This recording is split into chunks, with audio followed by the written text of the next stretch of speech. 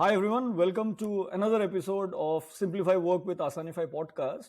Today it is my absolute honor and pleasure to have my good friend Deepanshu with us today. He is the co-founder of Shuttl, one of India's most successful transportation startups. Now he's on to his second startup. They call themselves the Misfits. So we'll let you judge whether they are fitting in properly or they are misfits.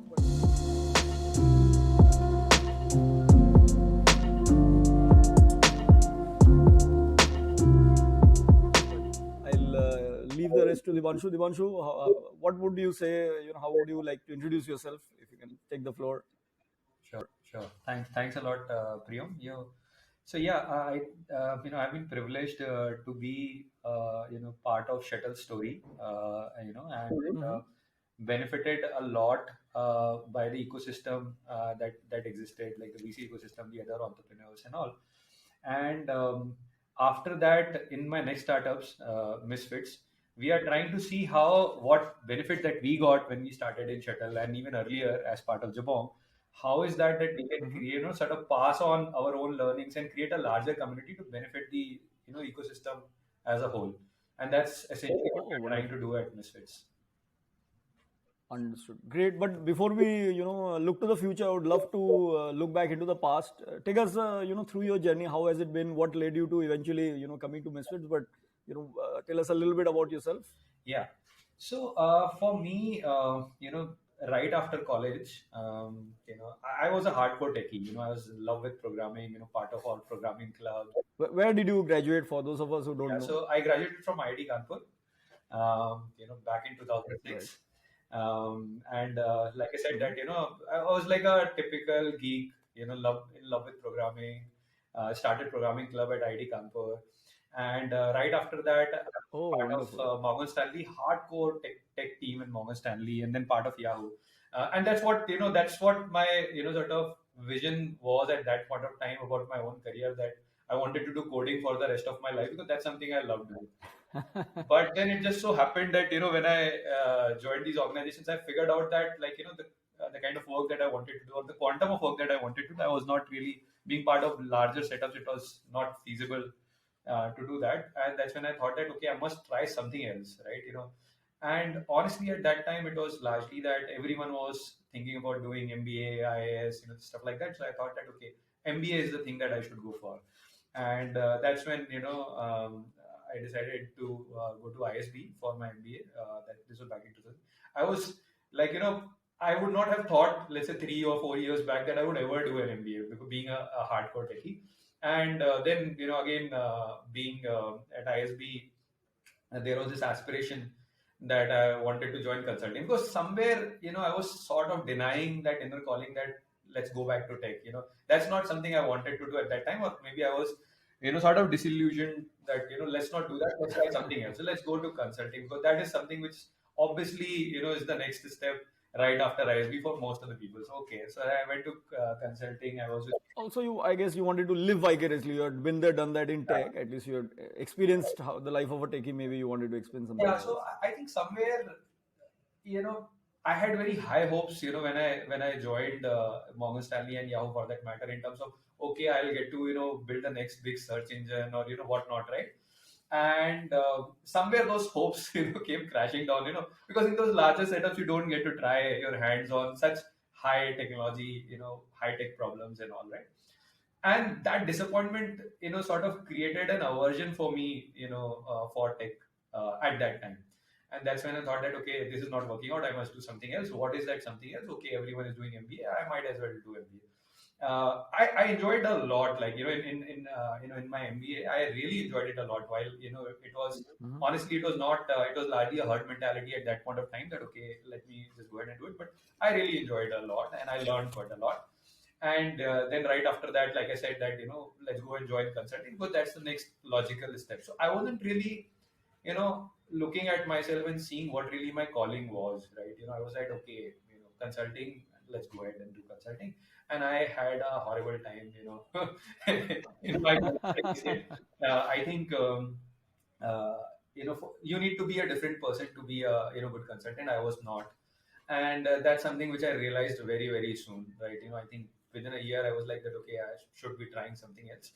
And that's when But what was it, just out of curiosity? Like, what specifically piqued you when you were at consulting? So honestly, so earlier on, what got me into consulting was that this opportunity, like that cliched answer, and at least that's what I thought at that point of time. That okay, you get to work in different contexts, different business settings, work on different business problems, and that's something which intrigued me about consulting. And when I went and joined a setup, somewhere the depth of the problem that I wanted, to be exposed to, that was not there, right? And to be honest, somewhere when you are not part of, implementation and you are not owning, of course, there could be different consulting setups. So I'm not sort of, generally, there could be a consulting setup where you are part of implementation, and, you actually see it through. Right. Maybe those are, more fulfilling. I was, unfortunately not part of, one of those setups. You basically had that founder gene that you wanted to take things end to end and build things and see it through to completion broadly. It was dormant at that point of time, so I did not, sort of. So in a way, it acted as a catalyst. It made you know what you were missing, or made you realize, what you are or what you want to be doing. So it was, like I said, that I wasn't really consciously thinking about it. So in essence, I knew what I didn't want at that time. I really didn't know what I wanted. Got it. And that sort of and I was honestly, when I was in consulting, I was like that, okay, anything but consulting. That was my approach. It became with all due respect to all concerned, it became like a very PowerPointish kind of a job, and that's something which I realized very quickly that wasn't me. And that's when one of my good friends, Amit, he reached out to me from Jabong. Jabong was just starting up at that time. And he asked me whether I was interested, and I was like that, okay, because it is not consulting, I'm interested. It was honestly that kind again, that was not a conscious call, but I was very lucky to be part of that setup, and I ended up joining Jabong, and that was if I can call it, that was like a dream job for me. I got the opportunity of setting up Jabong's international business. Basic setup was we are trying to sell ethnic wear to NRIs abroad, and it was a very good exposure. Right from setting up marketing, building product, setting up the supply chain, logistics, everything. So that was a very good exposure. It was like a startup within a startup, right? And very, very lucky to be a part of that setup.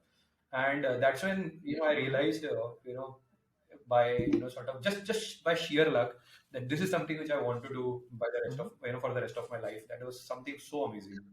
I can't tell you that there used to be these Blackberries we used to carry at that point of time, and because we were sort of serving not as much in India. I'm talking about Jabong's international business. We were serving folks in the US and all, so we used to get orders late in night. And it was almost, it became a habit, a passion of sorts, that I used to wake up late at night and to just check that, okay, how many orders have we gotten so far for that day? And I used to get this kick that, okay, so many people have placed the order. That's a kick. Yeah, and I any revenue milestone, even though they were very small at that time, like hitting a lakh of revenue and whatnot, we used to really celebrate, and that was very, very enriching for me. So you're saying having and tracking the metrics really gives you that feedback loop and helps you and propels you to do more. So there was this aspect of tracking the metrics. Also, there is this aspect that we were budget constrained at that point of time.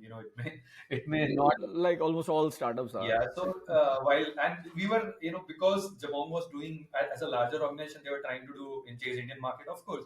So we had to justify our existence in a larger organization, which means that your budgets are constrained and all.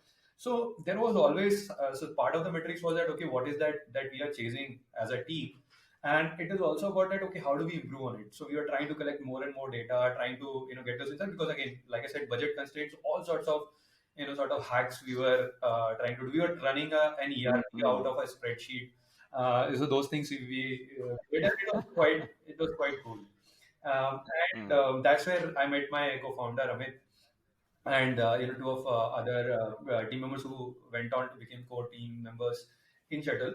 And we thought that is it it? so good that we must do something. And Amit was the one who had this idea. But what was there like one moment where you felt I have to do my own thing, or was it like a gradual realization? No, I think it was quite gradual.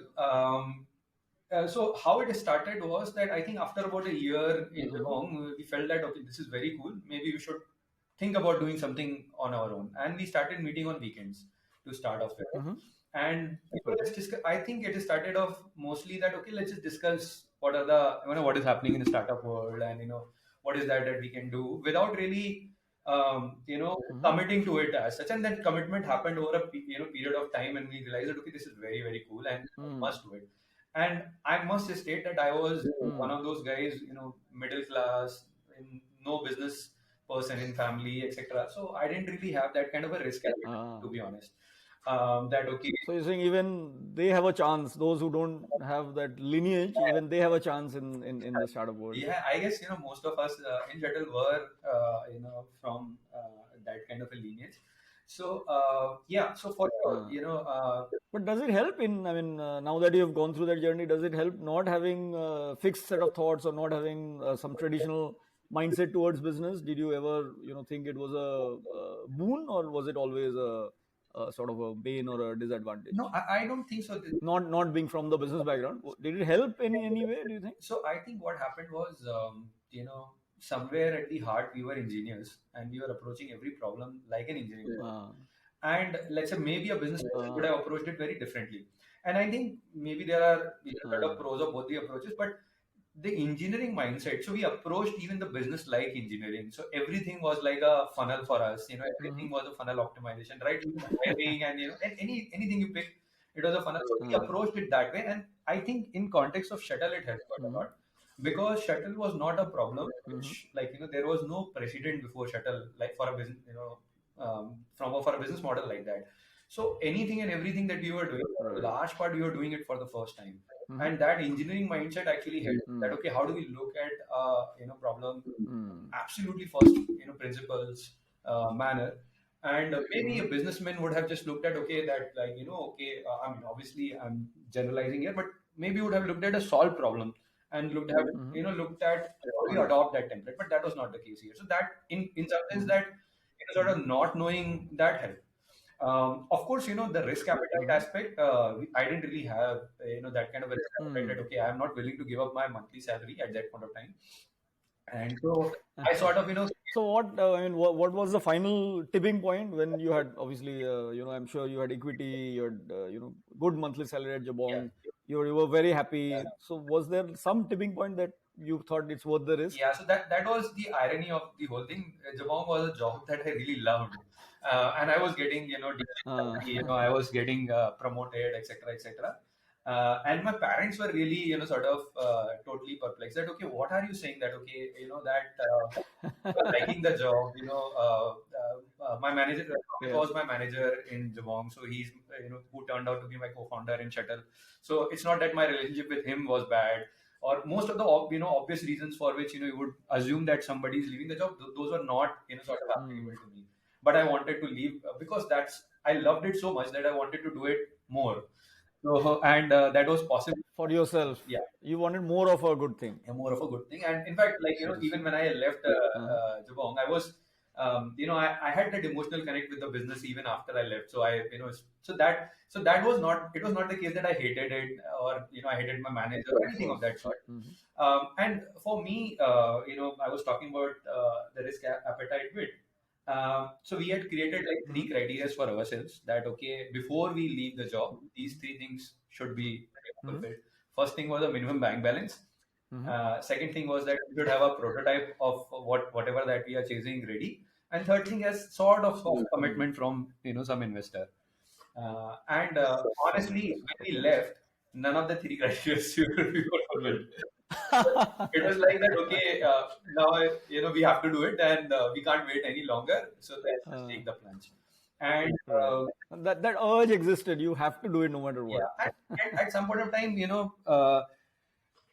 the moment, so while we were like I said that I was there in Japan for almost 2 years. For almost about a year on weekends, Mm. we were discussing ideas and all. But the moment you do it full time, it's an entirely different thing.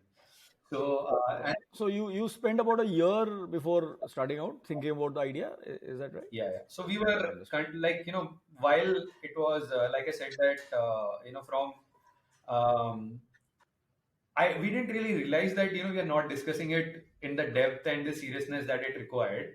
So while it was 1 year of weekend meeting and discussing it, but it was not full time. And full time is very different because now you have that. Now there is no question of salary and all. So it was a completely different ballgame the moment we moved out. Right. There's no pressure. I think that's the biggest Yeah, thing. there is no pressure. It's okay. For you to and the moment you leave your job and you're not getting your salary, every month, then suddenly it seems very different. Right? You have to make it work, right? And it helps, right? Right. And did you do any?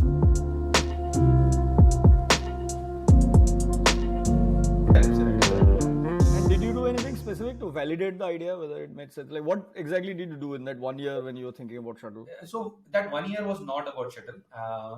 So in some sense, Misfits is It was just ideating. So we were doing something completely different when we moved out of Jabong. We were trying to build a content network. Oh, is it? Yeah. So right after and Oh, for interesting. a year, we were like maybe 7, 8 months, 9 months. We tried that, and so I remember that for that for that idea, we had asked we conducted one meetup at Hoskas Village, one of the cafes in Hoskas Village, where we called a lot of copyright. Okay. And we called, I think, 40, 50 copywriters for that meetup and organized. And one guy showed up. That's when we decided that's a good market estimate. so we thought that okay, this is not working out, and we must do something else. And honestly, we were running out of funds and all. We were largely bootstrapping. So you're like that. So at this stage, what did you already raise some angel funding, or was it your personal money at It this was all stage? personal money. We were doing some side projects and all to fund ourselves, but it was all personal money. Okay. And I think that was the tipping point for us that okay, this is not working out. So when one person showed up, it was like that. So that day, I remember that Amit and I, sat in Housecast. Like after that, so-called event was over. Amit and I sat in cafe and started discussing that okay, what do we do now? And somewhere The deep introspection. yeah, that okay, we didn't want to go back to job because sort of we promised ourselves that at least for a year we'll put up a good fight, and then we'll take a call that okay, it's working out or not working out. Before that, we'll not think about it. So we thought that okay, we must pick something. So content wasn't really our thing because at that time we figured out that okay, we were hardcore engineers, we must pick up an engineering problem, and that is when thought of the first version of Shuttle's idea started. It started off as intercity, by the way. It was not intracity. So we started that. Interesting. And then after maybe a few. So that's we raised an angel for that idea, intercity. Okay. But how did you come across this? I mean, how do you come across ideas when you're a aspiring founder? You want to do something, you don't know what. So say for the content idea or for this intercity idea. Yeah. So what we did was like honestly, it was almost like a what are our strengths that okay we are good at cracking numbers. So you put an engineering mind to even ideating how to get ideas. 4 or 5 ideas. So at that time, for example, some of the ideas we were exploring was food tech, co-working spaces, and transportation. These are 3, 4 ideas we looked at, and then it was more a case of that. Okay, let's say if you have to do something like WeWork along the lines of WeWork, then it requires a different set of skills, a different mindset, and we did not have that. Right, so it was like just matching that, and then transportation. Okay, we can understand this like an optimization problem, and so that's when we felt that okay, this is something which we are okay, starting off because it suits our strength. So it was almost that, and we wanted something which was a big problem, and we wanted something which had a play of tech. So those were like 2 criteria. Basically, you wanted an extended DMOP class, so to say. Yeah. Small ISP reference. Yeah, so good way to sort of put it. Yes.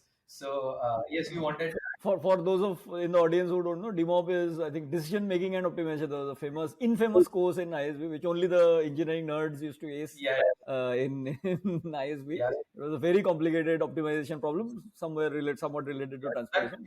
In a way, what eventually Deepanshu. Yeah. So if you want to sort of see how, so when I graduated out of ISB, I kind of parted ways with all the course material that we had except 2 courses. Right. one of which was DMOF.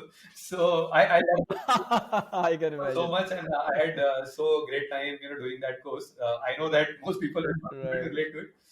So yeah, so that's what Right. played a role in us shortlisting that intercity cabs idea. Mhm. And then after that, Wonderful. basis consumer Right. feedback. So one problem, one challenge in Hmm. that idea was that the frequency of usage was very low. Right? Obviously, how many times does someone travel intercity? Hmm. And that's when we thought that okay, the same problem Mhm. exists in case of intercity also. So what if we just try it in intercity Uh, office commute, and then hmm. we ran for Shuttle. Hmm. And that story, like is like I just told, I stated that in Shuttle many times. For almost about a year, we were trying to do something in content, and we were largely Right. sort of approaching any business problem with a very perfectionist mindset that my product should be good and and whatnot, above a certain threshold Hmm. quality and all of Understood. that. But when we started Shuttle, when the idea came for the first time, within 2 days we did the launch. So we just sort of created a Wow. very absolute, can't even call it an Hmm. MVP, very bootstrapish, very thin product, and Hmm. just launch it. Hmm. Because the realization at that time was, see, you cannot build a perfect product without consumer feedback, and you cannot get consumer feedback till you go on Hmm. ground and launch something. So my learning was that Right. just go ahead and try something. I think Reid Hoffman said, right, that if you are not ashamed of the first version of your product, then you are already too late. So I think we Yeah. resonate with that quite a lot, right? This is we have to go and Right. try it fast, and then of course consumer will give you feedback that okay, this is not good, that helped, and then accordingly we kept iterating, and that's how Shuttle happened. Mhm. Wonderful, wonderful. So how did you get that feedback? Like you mentioned, you launched some version very quickly in 2 days, no Yeah, less. yeah. Like how did you then know that whatever version you're producing is useful, and how did you recruit those first few Yeah, users? yeah. So what we did was, the basic idea of Shuttle was office commute, and at that time our Mhm. office was there in sector 44, close to Huda City Center, for those who know NCR. Okay. And Amit, Mhm. my co-founder, he was staying on Sona Road. So we thought, we may solve for the world later, but let's solve for Amit. He's staying on Sona Road, and he's So, and just for those of us who don't know, how far is that, where Amit was it's staying to around 8 your to 10 current office? kilometers, 8 to 10 kilometers. Yeah,8 to 10 kilometers. Okay. we thought that okay, let's start off with that, and plus the other thing was that at that time, Buddha City Center is looks very differently now, but at that time there used to be these Mhm. large autos, and Mhm. they were stuffed with people, so it was not a great experience for Absolutely. any. Was it one of those 6 seaters Yes, which actually seats 14 yeah, people? yeah. Okay. It was one of those. I've had my share of that in Pune when I was working there, but yeah, So that not a good yeah, feeling. that's where we thought that okay, let's try this. In fact, and then the consumer feedback that we got, that I think we did a morning run. The very first day that was, I think 8th of April is 2015 is when we did our first run. I remember, and I Hmm. think morning maybe two people used the service, and in evening those two people bought two more people along with them, so four people. So word of mouth was there from day one. So that was a very kick. While the numbers may be small, but that was kick for us. That okay, two people bought two more people, Of right? course. And then we obviously had a conversation with Uh, them that okay, what's working for you and where would you like it, etc., etc., etc. And then I think within a week we mhm. were touching around 100 odd users. Like of course at that point of time we were like Wow. sort of running it largely in an offline manner. The product was, like I said, Hmm. not even anywhere close to shape at that time. But the Right. fact that consumers were coming and using the service, and even if when they were walking up to us and stating that this is not great, you Hmm. must improve this, that, etc. Uh, that sentiment, like when will someone give you feedback when they care about it? So that was helpful. It was not, Of course. so that and that gave us validation. Okay, this is we are onto something. Because Hmm. before that, for almost about a year, we had tried a lot of things and nothing, like no, we got no consumers, virtually. So Right. I think that that validation, that referral, that brought in this belief that this is Hmm. something great, and that's how Wonderful.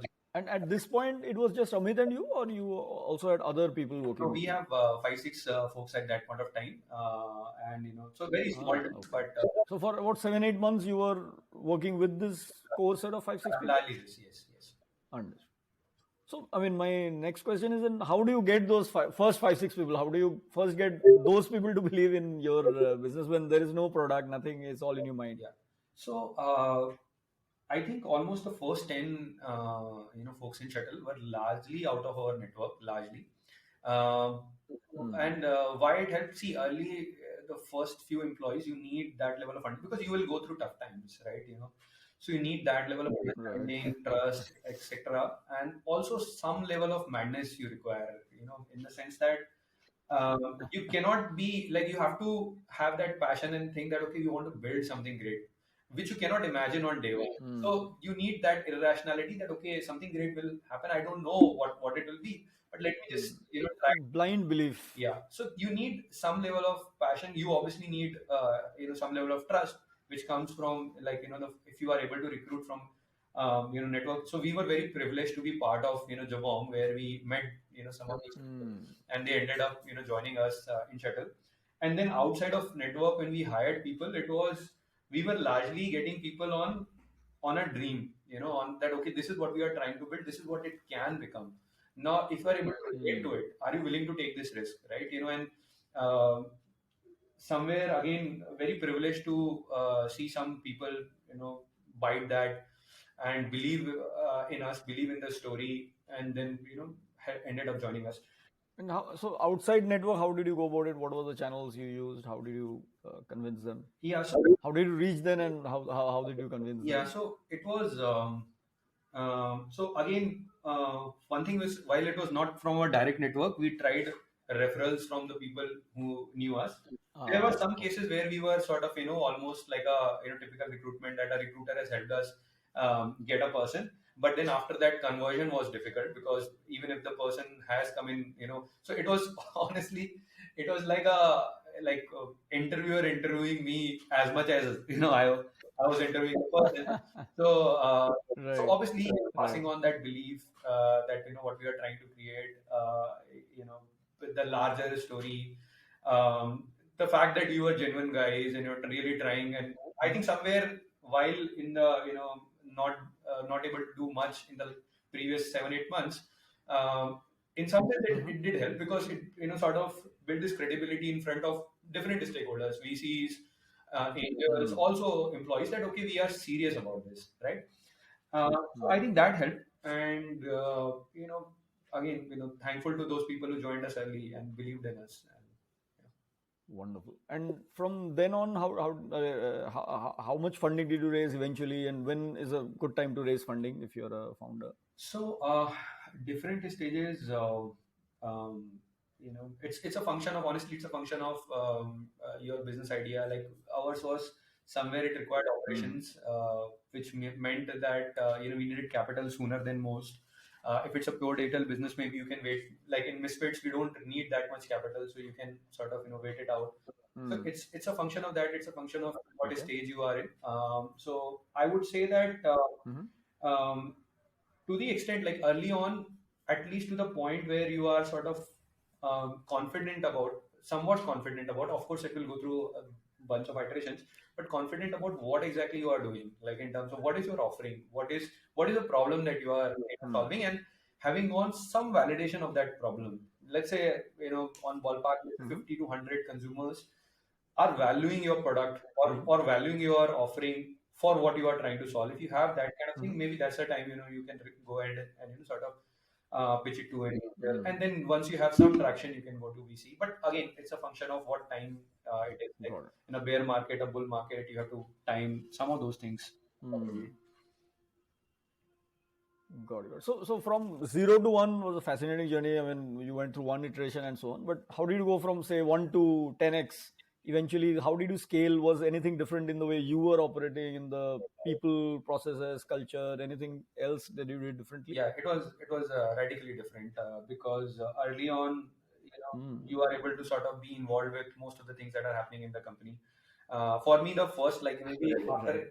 8, 9 months or so, the first shocker that sort of I felt, that I was sitting in a meeting where there was someone else, another colleague, who was sitting, and I didn't know who that guy was. So that person had joined, I didn't know who that person was, and that's when it started. Like, okay, now this is scaling up.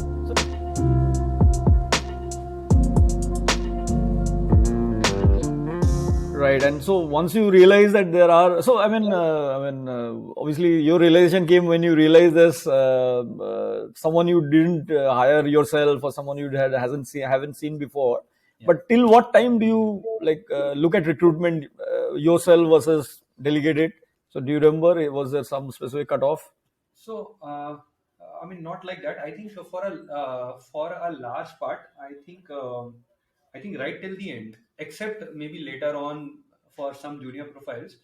Amit and I, my co-founder Amit and I, were involved in recruitment at least in at the last step, and after Okay. maybe after 3 years or so, then for certain junior profiles we were not involved, and obviously it's So not that till we 3 years, every single hire went through at least one interview with at least one of you. one of the co-founders, yes, yes. And Right. the And thought why this focus? Why this maniacal focus? Why not delegated? Because by 3 years, I'm sure you were hundreds of people, right? Yeah.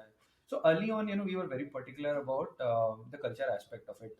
So obviously, from a we were not evaluating anyone technically for whatever that person was offering, but for the cultural aspect, we were very particular. And later on, like when we had a good leadership team and all, then we sort of took a backseat in some of the roles. But earlier on, we wanted to make sure that anyone who is joining in knows what we are trying to do, is aligned with what we are trying to do, because there will be tough times, right? So that's something someone has to be prepared for, and that helped, right? So we were able to build a connect with almost the last guy out there, and that really helped. Like, Wow. even some of those guys are with us in Misfits. I'm still connected to a lot of them. A lot of them have gone ahead and started on their own. So, and are doing wonderfully well. So for all those reasons, we wanted to have that. And early on, honestly, when, let's say, the startup is not that well known, all it has is are its co-founders, right? Largely. Of So course. for an employee joining in, the person, at least early on, is not really joining Shuttl, right? He's joining somewhere, joining Amit or joining Deepanshu at some level, because Still at a personal level, personal trust. yeah, so there has to be that aspect, that do I really know the person who I'm joining, right? So in some sense we owe it to them to just explain who we are, what we are trying to do, and at the same time understand from them that are they really up for what we were trying to do. So from that standpoint, we wanted to have a conversation. Even in the cases where we are not able to, like later on also, when some junior profile folks joined, we were not able to interview them. It became logistically difficult. At least Right. we tried that we had some conversation with them, over lunch or something, so that, like, there is at least some understanding of what we are and what we are trying to do.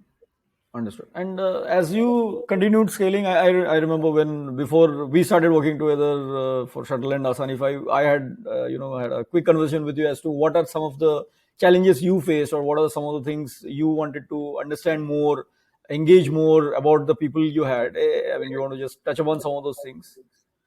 Yeah, you mean challenges in context of people, or? Yes, yes. Related to people, how do you like? What are the top of mind things of the people you already have hired and who are delivering? So, how do you make sure they perform to their best of their abilities, and how do you make sure they stay with you for the long run? Yeah. So one thing which we did, and as a spirit we maintained in the organization for a really long time, we hired for um, this designation called as EIR, Entrepreneur in Residence. And the idea Interesting. was we were trying to hire failed entrepreneurs who have tried something, unfortunately didn't work, and we try to give them enough freedom, that decision making. So a lot of people, a lot of such folks, Interesting. ran business units for us. They started certain other things in Shuttl, and many have Okay. kind of gone ahead and started on their own and are actually doing really well after Shuttl. So giving them this freedom, giving them this space was very important. Making sure that that directional inputs are being communicated to them, but at the same time the operational aspect is something they completely control. So that passing on that vision and that communicating, I think that was a very important aspect of managing them. So we are obviously, for Mhm. the folks who are sort of involved in something day to day, it was not possible for any of us, Amit or I, to give a very Mm. granular technical input. Oh, they were experts in what they were doing and obviously had more context than us. But sort of showcasing them what we are trying to do in a particular quarter, and all, and giving them that freedom, Mhm. I think was quite important. And I Right. think So you're saying don't hire people and tell them what to do. Give them the resources to and let them do what they want to do. so give them a target, like okay, this is what Uh, we want to do, this is what we want to do, Directional. Right. but obviously not tell them the path, right? Obviously be their Mm. sounding board, like be their sounding board, Of course. challenge them sometime, that okay, this is not, Mm. it seems like this is not working out. So I'm not saying completely hands off, Of but course. so challenge them sometime, but let them take the call and let them take the fall for the call Sure. also. So that Of way, course. that I think that helped. And Very interesting. I mean, if I were to take one learning for me, I think communication is the key. I think there is nothing like over communication. Mm. So if you are able to, Okay. sometimes earlier on when we just started, it was, it sometimes came as a surprise to us that okay, we are thinking this and the other person is thinking something radically Mm. different. So to be Mhm. on the same page, even those rituals like daily catch-ups, even today, for example, Mm. we do daily catch-ups, even if it's a 10 Mhm. 15 minute conversation, just checking out Mhm. what's happening, not really from the perspective of micromanaging, but just to sort of keep Understood. communicating what is that you are trying to do every day. Transparency and everyone is in the know. I mean, that's one of the differences between a small company and enterprise, right? Because in an enterprise, no one knows what is happening. I mean, without naming names, I used to be part of a very, very large enterprise where our internal newsletter, we ourselves used to say, used to be economic times because we get to know what is happening in the company through external newspaper clippings, not internally. So obviously, that's a difference that a small company can bring in. Yeah, and while we were like at least what we ensured that to our leaders and to our, so Mhm. in some sense what happens in a startup is while it may have hundreds of folks, there are like let's Mhm. say 30, 40, 50 people who are really really important, right? Because whatever, Of I'm course. seeing across roles, across hierarchy, there are people who are very important Right. because they imbibe that spirit of the company, they imbibe that vision. So I think Hmm. those, even if it becomes logistically challenging, at least to those 40, 50 people, you must ensure that they are always on the same page as what we want. Uh, So so this they is should, the core leadership team. yeah, they should bleed. I don't. It's a leadership from the bottom also. I don't mean just the top Mm, leadership, but even let's say interesting. there, for example, in supply team in Shuttle, there was a guy who has been with Hmm. us for so for 4 5 years or so, and he was the one who was interfacing with vendors. He was the one who was representing vendors in front of us, on behalf of Shuttle. So we were the so we ensured that that guy had that context of what was relevant for his job, right? And because he had been with Shuttle for this long, there was this connect, that organizational connect that he had. So I think so. Even to folks like these, we were talking, on a frequent basis, just explaining what we are doing and whatever, just a general catch up. Okay, what's going on, and just getting, sometimes the truth comes from absolutely the last layer, like you said, right? So it's important that we get it from those people. So across hierarchies, not just the top leadership, of course, but across hierarchies. Right. And in terms of tools, I believe you used to use Slack quite a lot. I'm sure in your current company also do it. I mean, any other tools or on Slack, what was your experience? How did you use it for internal communication and any other tools that you typically banked on for internal coordination and communications? So Slack we used quite extensively, and I think earlier on, maybe in the first 2 3 years of Shuttle, it was largely on WhatsApp, and then we moved Okay. from WhatsApp to Slack, and it was a massive, sort of Hmm. upgrade. And we used it extensively, not just for communication, but there are a lot of tools within Slack, a lot of Slack bots and all, which we are using for basic reminders and setting up certain targets, and tracking those targets. And even cases like in B2B, we had a bot, like if somebody cracked a deal, then everyone got a automated message and all. So those kind of things, which are sort of Hmm. increasing engagement and productivity and all. So that's something which we use Wow. quite extensively. Hmm. Apart from that, there were certain tools for basic product management, like shortcut and all. That's something which we used quite a lot. Understood. Great. And so, I mean, eventually, of course, you were in the transportation business, and then suddenly something happened that the transportation all over the world stopped in a completely uncertain way. Yeah. How do you, I mean, what was your experience going through that situation? Yeah. So we talked about a journey of, let's say, 0 to 100. It became 100 to 0 in no time, right? So obviously it was a shocker, at that point of time. Didn't imagine in our wildest dreams that something like this can happen. And majority of shuttle business at that point of time was daily commute. And if you recall, March 2020 when lockdown started, commute vanished, right? Daily commute vanished and Right. remained so for a long time. So yeah, so it was a shocker, and it took us a while to sort of process it. And somewhere, even the most pessimistic estimates that we had of recovery, they turned out to be false, and it was worse than that. Right. So that was a a bad spot for us, and then we tried a few things. We tried trying intercity. So we increased our focus on Hmm. intercity, because intercity still there was some transportation happening, right? Hmm. We Okay. increased our focus. We were trying a few pilots in some other tier 2, tier 3 cities, Hmm. but Hmm. then what happened was somewhere second wave happened, right? And second wave just trashed, all of us. Killed Some of us everything. have experienced it personally, so that was a very, very bad spot. And that's when we thought that, Hmm. okay, it seems like this is not going anywhere. Maybe someone else would be able to do a better job of it. So that's when we decided that we must look to sell shuttle off. So that was the journey, and then thankfully we were able to Right. find sort of good partners, for Hmm. someone to carry the journey forward. Hmm. And but for us personally, it was like that. We wanted it. It was somewhere. There was this aspiration of starting up and doing something, building something big, and Right. we felt that that has unfortunately we're not able to realize it completely in shuttle.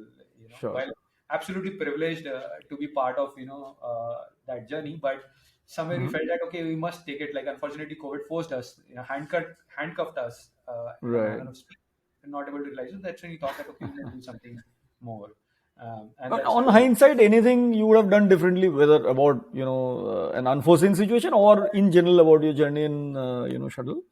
a lot of things I would have done differently. There are a lot of mistakes that we committed. I think if I were to say, see, sometimes what happens is that there is an optimism that entrepreneur carries that okay, this is the product that I'm building. Obviously, Uh-huh. it's the world's best product, right? Right. That kind of thing, and that's very important, right? I'm not. But in that optimism, what happens is that sometimes you stop listening to consumers in certain moments, and then what happens is that that comes back to bite you after a while, and then you make corrections. So that happened a bit, in shuttle with us. If I were to go back, I would, while I will be very optimistic, but I'll listen to the consumer a lot more. Right. So um, I'm hearing myself back.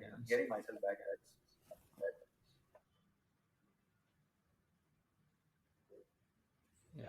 So Yeah. Is this fine now? yeah. Yeah. So Okay. so this is one thing which I would Right. niche. I would listen to consumer a lot more. Um, Hmm. I think agility is also like every organization has their own set of sort of challenges, basis their strengths and all. Hmm. I think we were very there are aspects where we were very, very good at attacking a problem at the first fundamental perspective, intellectually, breaking it down. But when it Right. sort of I think I would change doing it next is that I would execute it also a little faster. That's something I think Hmm. we did sometimes thought a little bit more than required. Maybe that's something I would like to change as we sort of move forward. And many small things, right? That I would have changed. But yeah, these are the like top two things that come to my mind. Wonderful. Thanks so much. So now, like, how did your next journey come about? The journey of Misfits. Yeah. So again, it was back to the drawing board in terms of what we wanted to do next. And Right.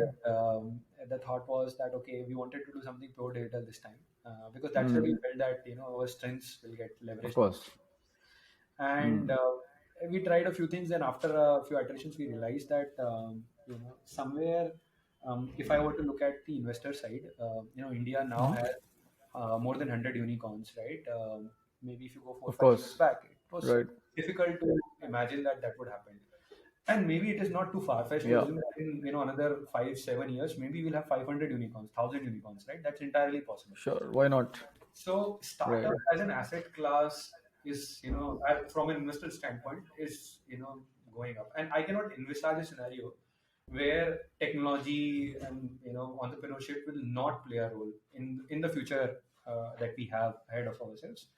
So and at the same time, startup investment, participating in startup is right now limited to a select few, right? So the thought process Hmm. was that how do we, make startup as an asset class accessible to lot many more people? At the same time, give it back to whatever that we have learned, Hmm. running a business, create a community, help these Right. entrepreneurs. But it's a very lonely journey, right? When you're Hmm. running, so Of take a course. Of little bit course. of, a little less hurt, like as Nike says, a little less hurt. Right. We can help them out in a Right. help the ecosystem, and Of also help course. the investors. And when I say investors, I don't mean the traditionally big millionaires out there, but folks Hmm. who have less money, a middle management guy, and make Hmm.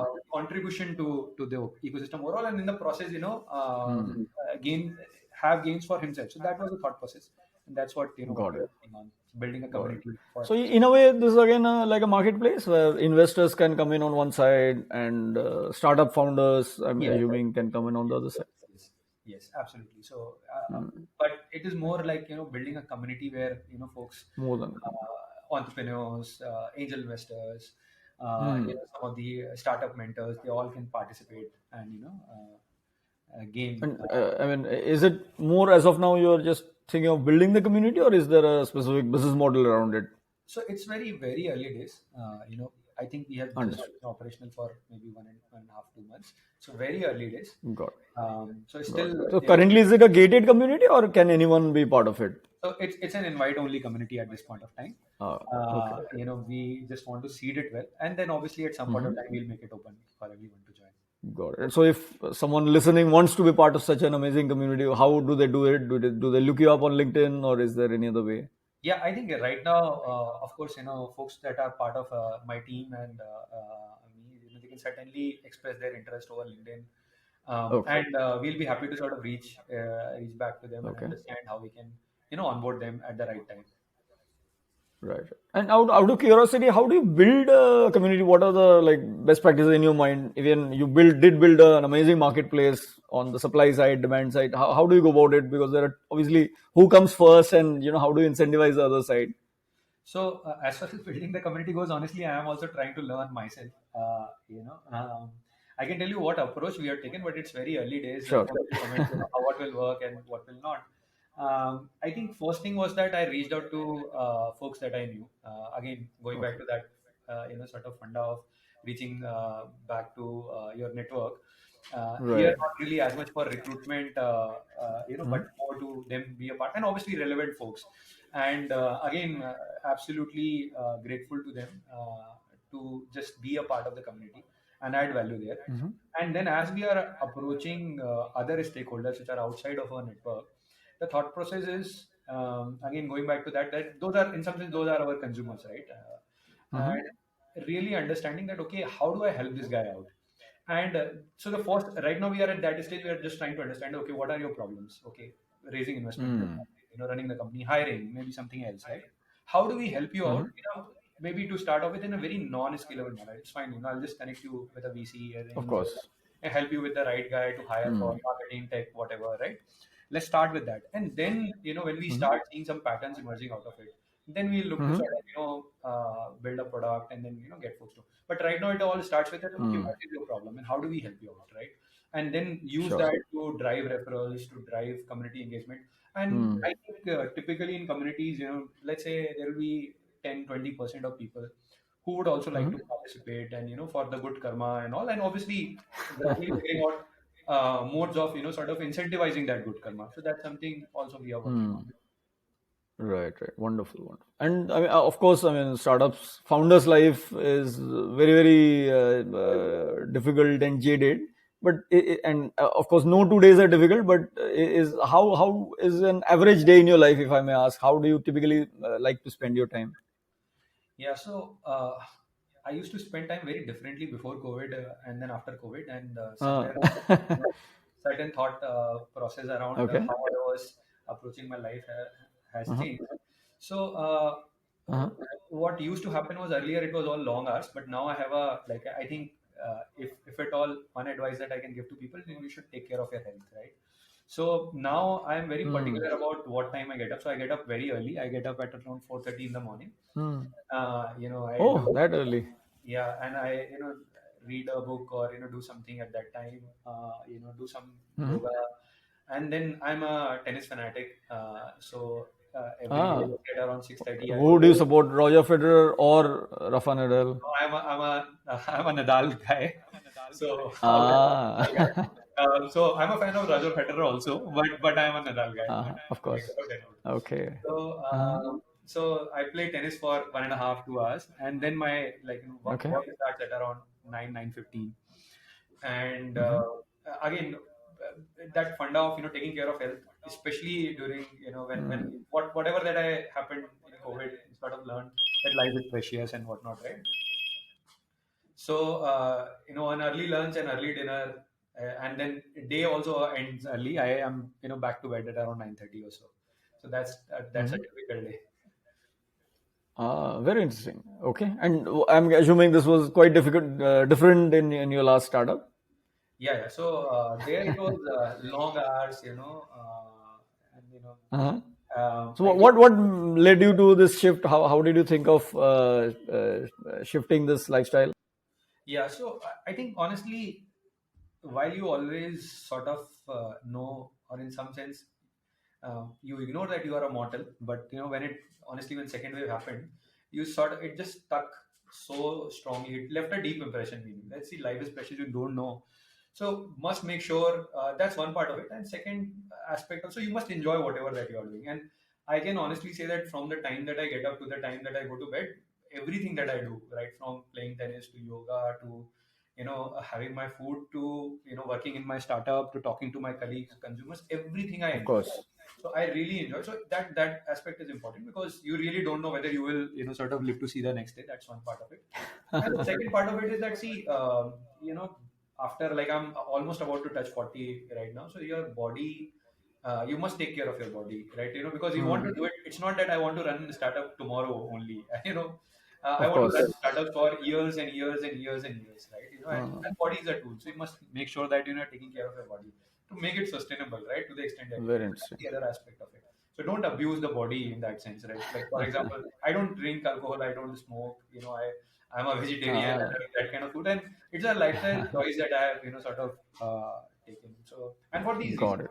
and I'm having a great Got it. time. It's not that I want anything more in my life to Of get that. course. I'm getting kick out of my work. So those are the things that Right. give me to sort of this Right. direction.